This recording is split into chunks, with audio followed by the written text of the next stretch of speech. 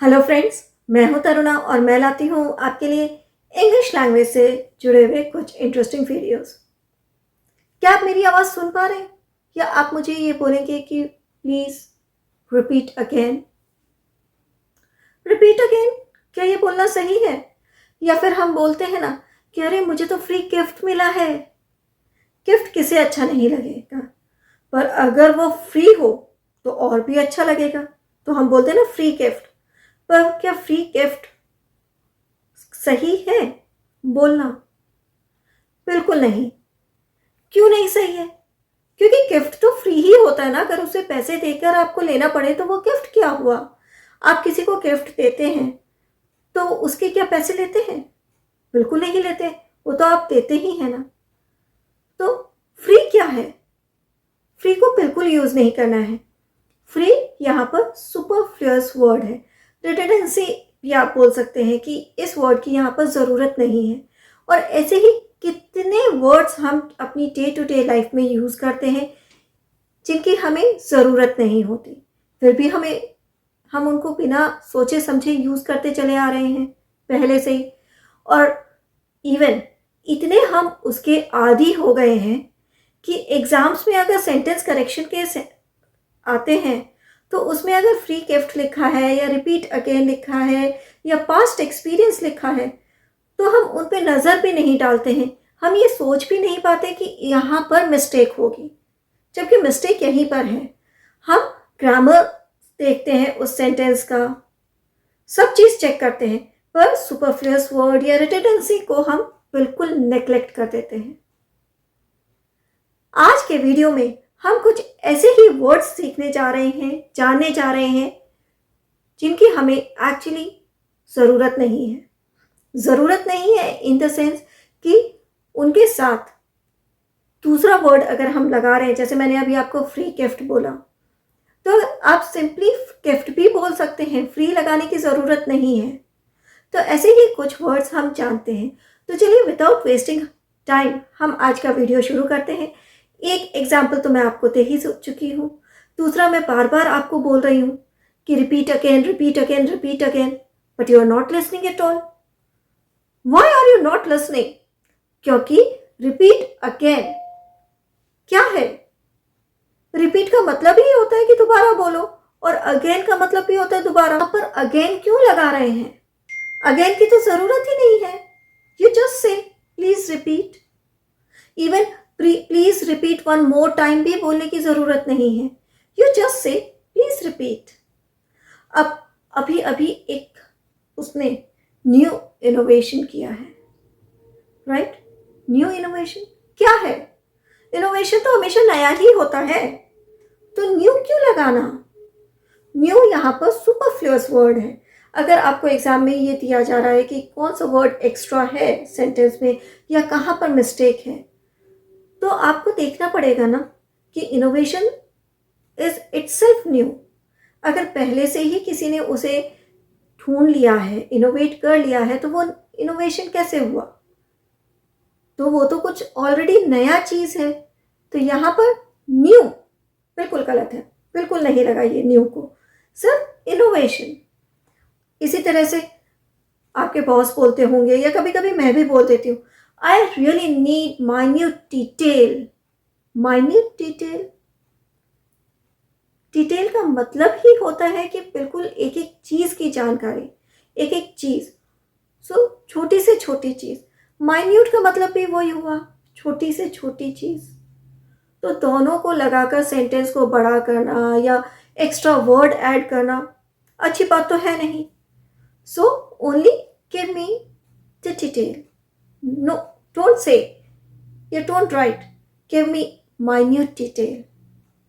अच्छा, एक और, हम लोग जब ईमेल लिखते हैं या बहुत जगह पर आपने देखा होगा रिवर्ट बैक, अक्सर हम इस चीज का यूज करते हैं। रिवर्ट बैक इस फ्रेज का क्या है? रिवर्ट का मीनिंग कभी आपने देखा है कि क्या है? डिक्शनरी कभी खोल के देखी कि रिवर्ट का मीनिंग क्या है और बैक का मीनिंग क्या है?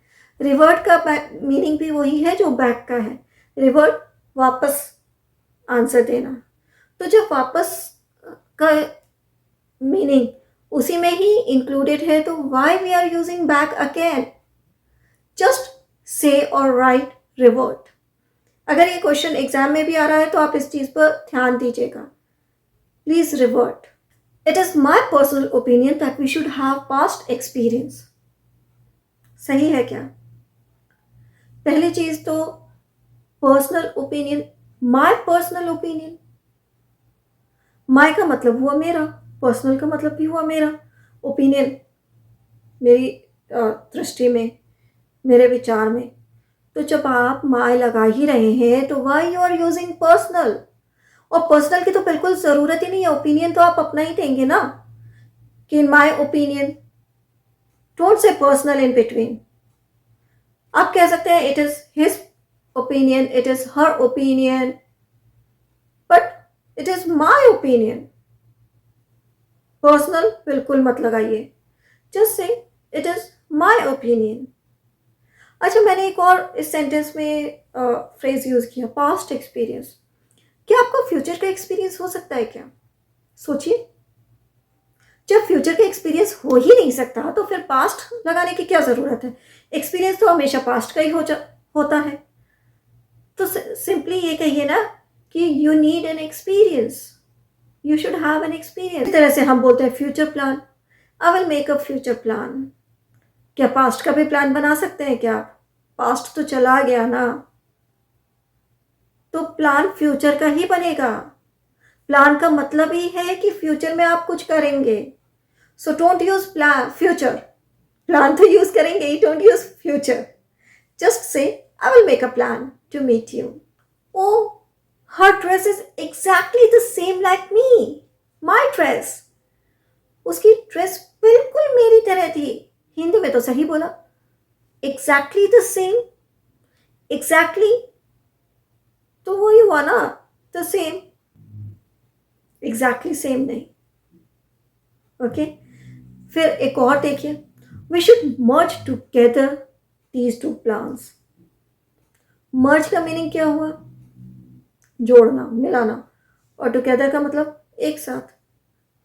दोनों ही एक ही आइडिया आपको दे रहा है कि हमें दोनों आइडिया को मिलाना है। तो मर्ज टुगेदर बिल्कुल गलत फ्रेज है। We should merge these two ideas. Okay, don't use together, just say we should merge these two ideas. तो अगर एग्जाम में भी कहीं पर भी आपको दिख रहा है और आपको बोला है कि मिस्टेक ढूंढिए इसमें, तो सिर्फ ग्रामर की मिस्टेक्स नहीं होती हैं। ओके, ग्रामर की मिस्टेक के अलावा भी और भी बहुत जगह पे मिस्टेक्स होती है। जैसे अभी मैं ये चीज़ जो आपको बता रही हूँ, सुपरफ्लुअस वर्ड्स, रिडंडेंसी, कि एक्स्ट्रा वर्ड्स यूज़ किए जाते हैं जिन पर हमारा ध्यान नहीं जाता, क्योंकि हम हमेशा फोकस कहाँ रखते हैं? Grammar grammar grammar. बट ये सब चीज़ें भी इम्पॉर्टेंट है। मैं आगे आपको और वर्ड्स बताऊं, इससे पहले मैं एक चीज़ क्लियर कर देना चाहती हूँ कि यहाँ पर हम सुपरफ्लुअस और रिडंडेंसी दोनों ही तरह के वर्ड्स सीख रहे हैं। मैं कहीं पर सुपरफ्लुअस वर्ड्स यूज़ कर रही हूँ, कहीं पर रिडंडेंसी यूज़ कर रही हूँ। तो क्या मतलब है? रिडंडेंसी मतलब होता है कि रिपीट, एक ही आइडिया को बार बार रिपीट करना, और सुपरफ्लुअस का मतलब होता है कि वहाँ पर उस वर्ड की ज़रूरत नहीं है। जैसे मैं आपको एग्जाम्पल भी दे देती हूँ, जैसे मैंने बोला था फ्री गिफ्ट, राइट? तो फ्री गिफ्ट हुआ सुपरफ्लुअस वर्ड, यहाँ पर फ्री की आपको ज़रूरत नहीं। जबकि जब मैंने आपको एग्जाम्पल दिया रिवर्ट बैक का, तो रिवर्ट बैक एक ही आइडिया को बता रहा है, वापस का, कि वापस आंसर देने का। तो यहाँ पर ये रिडंडेंसी हुआ। तो कहीं पर आप रिडंडेंसी वर्ड्स देखेंगे, कहीं पर सुपरफ्लुअस वर्ड्स देखेंगे। It is my honest truth, I am telling you honest truth, that making videos is my first priority. बहुत अच्छा लगा ना सुनने में? पर यहाँ पर ऑनेस्ट ट्रूथ, ट्रूथ तो जब आप बोलेंगे तो ऑनेस्ट ही होगा ना। ट्रूथ भी आप झूठ में बोलेंगे क्या? पॉसिबल है ये? तो ऑनेस्ट जो है उसकी ज़रूरत ही नहीं है, ये सुपरफ्लुअस वर्ड है, it is not necessary here. So it is the truth, honest नहीं। फिर मैंने क्या बोला? First priority. प्रायोरिटी किसको बोलते हैं? जो काम हमें सबसे पहले करना होता है या जो चीज़ हमारे लिए सबसे इम्पॉर्टेंट होती है। तो सबसे इम्पॉर्टेंट हुई तो फर्स्ट का यूज़ क्यों करना? It is my priority. First, second, third, fourth करने की ज़रूरत नहीं है। प्रायोरिटी जब आप बोल रहे हैं इसका मतलब कि वो चीज़ आपके लिए बहुत ज़्यादा ज़रूरी है, बहुत इम्पॉर्टेंट है।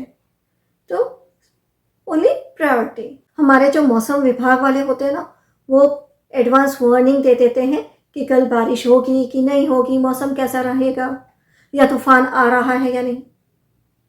एडवांस वार्निंग देते हैं क्या? वार्निंग का मतलब क्या होता है? जो पहले आपको खतरे के बारे में बताते हैं। और एडवांस का मतलब पहले। तो यहाँ पर एडवांस जो है वो सुपरफ्लुअस वर्ड है, उसकी ज़रूरत ही नहीं है वार्निंग के साथ। वार्निंग का मतलब ही होता है उसमें ऑलरेडी एडवांस का मीनिंग छुपा ही रहता है, तो एडवांस की वहाँ पर आपको ज़रूरत ही नहीं है। इसी तरह से हम बोलते हैं कि फाइनल आउटकम क्या रहा, या सीधे सीधे मुझे एंड रिजल्ट बता दो।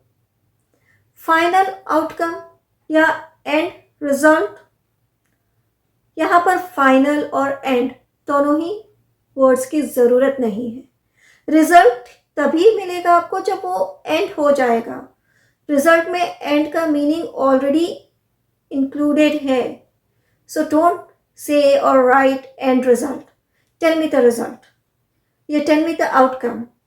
आउटकम कब आएगा आपको? जब फाइनल चीज़ें हो जाएंगी। सो एंड और final both are superfluous words है, मतलब इनकी यहाँ पर ज़रूरत नहीं है। They are my invited guest. Invited guest, guest तो इन्वाइटेड ही होंगे ना, तो वाई इन्वाइटेड? क्या कोई गेस्ट बिना बुलाए भी आते हैं क्या, या बिना बुलाए हम बोलते हैं क्या?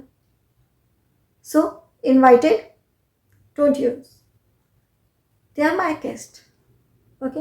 अच्छा, एक चीज़ हम बोलते हैं ना कि मैं हर alternate days 10 AM in the morning video publish करती हूँ। 10 AM इन द मॉर्निंग या 10 PM at night, in the night, ये क्या है? जब आप AM लिख ही रहे हैं तो फिर मॉर्निंग बोलने की क्या ज़रूरत है? इसका मतलब ही होता है, AM का मतलब ही होता है मॉर्निंग का टाइम, और PM evening. So why you are saying? Just say 9 AM, 10 PM। हम काफ़ी जगह ये लिखा हुआ देखते हैं, 9 AM in the morning till 9 PM in the evening या एट नाइट। मॉर्निंग और नाइट AM और PM के साथ यूज़ करना बिल्कुल गलत है। ये सुपरफ्लुअस वर्ड है, ज़रूरत ही नहीं है। एक ही आइडिया तो बता रहे हैं। जैसे मैंने आपको पहले भी कहा था कि कभी कभी redundancy and superfluous word same हो जाते हैं, तो यहाँ पर वही है। एक्स्ट्रा वर्ड है, या आप इसे रिडंडेंसी बोल सकते हैं कि एक ही आइडिया को बता रहे हैं, एक्स्ट्रा वर्ड है। इसी तरह से 12 noon, I will meet you at 12 noon. Noon का मतलब ही होता है 12 afternoon. So I will meet you at noon, और I will go there at midnight. ये बोलने की ज़रूरत नहीं है एट 12 मिडनाइट। मिडनाइट का मतलब ही हुआ 12 o'clock। अगर 12 के बाद हो जाएगा तो वो 12:30 AM हो जाएगा, रात की बात करें तो। अगर दिन की बात करें तो 12:30 PM बोलेंगे आप। सो अगर आप नून बोल रहे हैं इसका मतलब दोपहर 12 बजे की बात कर रहे हैं। मिडनाइट बोल रहे हैं मतलब रात के 12 बजे की बात कर रहे हैं। यू नीड नॉट टू से 12 नून, 12 midnight, 9 AM in the morning, 10 PM at night. ये सब बिल्कुल गलत है। अगर आप कहीं पर लिखा हुआ भी देख रहे हैं तो उनको बताइए कि ये सब गलत है। It's wrong English. बोलने में बहुत अच्छा लगता है, लिखने में बहुत अच्छा लगता है, पर जब एग्ज़ाम में इन सब के मार्क्स कटते हैं ना तो बहुत बुरा लगता है। इसीलिए कुछ अच्छा सीखिए। आई होप आज का वीडियो आपको इंटरेस्टिंग लगा होगा और आपके लिए इंफॉर्मेटिव होने के साथ साथ इंटरेस्टिंग भी होगा। अगर आपको ऐसे कुछ और वर्ड्स पता है तो कमेंट सेक्शन में मुझे बताइए कि कौन से वर्ड्स जो आप यूज़ करते हैं, ऐसे वर्ड्स, ऐसे फ्रेजेस जो सुपरफ्लुअस हैं, रिडंडेंट फ्रेजेस हैं, वर्ड्स हैं। अगर आपको आज का वीडियो अच्छा लगा तो इसे लाइक करें, शेयर करें और अगर आपने हमारे चैनल को अभी तक सब्सक्राइब नहीं किया है तो अभी कीजिए। बेल आइकन को प्रेस करना मत भूलिएगा क्योंकि तभी आपको हमारे अपकमिंग वीडियोस के नोटिफिकेशन इमीडिएटली मिलेंगे। मैं नेक्स्ट वीडियो में कुछ और इंटरेस्टिंग टॉपिक के साथ आऊंगी। Till then have a nice day, bye bye.